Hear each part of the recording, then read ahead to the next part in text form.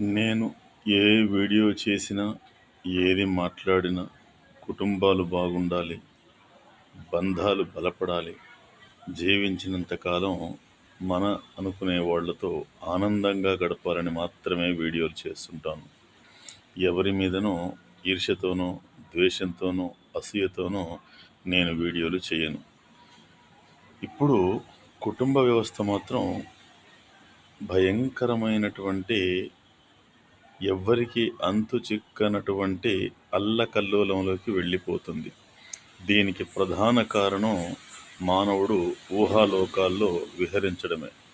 ఇలా ప్రతి ఒక్కరూ పురుషులు, స్త్రీలు ఊహాలోకాల్లో విహరించడానికి ప్రధాన కారణం క్రీడలు, పోటీలు. సరదాగా పిల్లాడుకునే ఆ ఆటల్ని పోటీలుగా మార్చడము. టీవీ సీరియళ్ళు, సినిమాలు ఇవన్నీ రద్దయితే కుటుంబాలన్నీ బాగుంటాయి.